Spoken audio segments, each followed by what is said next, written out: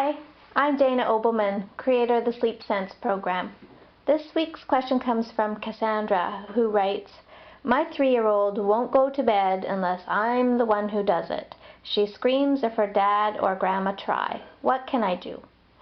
Well, first of all, Cassandra, you have a child who's old enough, so there's a few extra strategies we can try with a 3-year-old, and one would be to make a chart before bed, maybe just as simple as a calendar up on her wall by the bed with a picture of mommy, a picture of daddy, a picture of mommy, a picture of daddy, and each night she can go and look, who's putting me to bed tonight?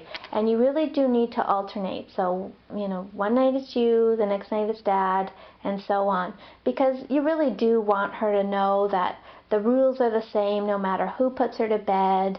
You don't want it to be anxiety causing if you're out of the house for the night.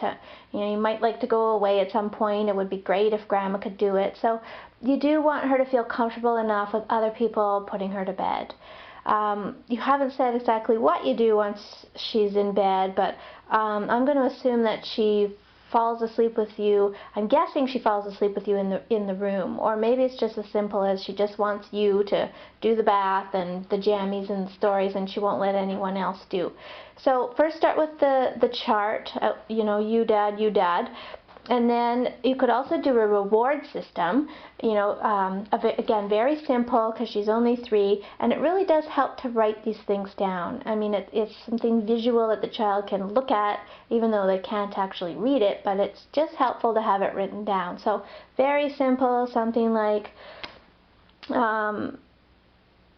Abby cooperates with bedtime when Daddy does it, and she gets a sticker, or anything that's somewhat rewarding to your child. When you're using reward systems, on a scale of 1 to 10, with 10 being the best reward ever and 1 being nothing special, you want the reward to fall around a 7 or 8. You don't want it to be the best thing ever, because then you really have nowhere to go with it.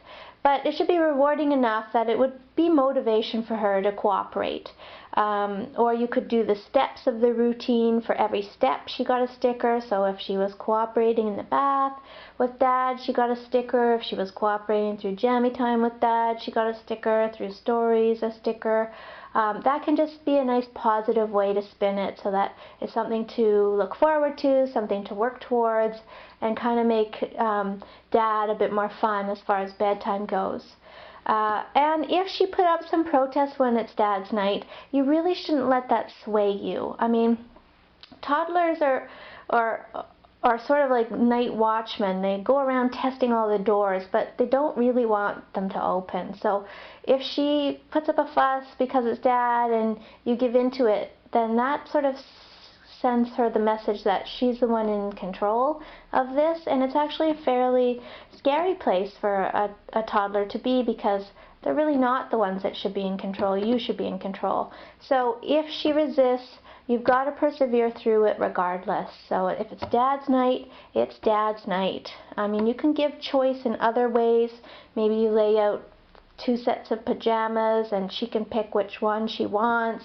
Maybe you have 4 stories laid out and she can pick 2. That way she sort of feels like she has some say in the whole bedtime process, but it's choice within a controlled environment, okay? Ultimately, you are the guide through bedtime, so you've got to keep the reins. You've got to give her a little bit of choice within, but you really have to show her that it doesn't matter who puts her to bed. It's got to be the same for everybody.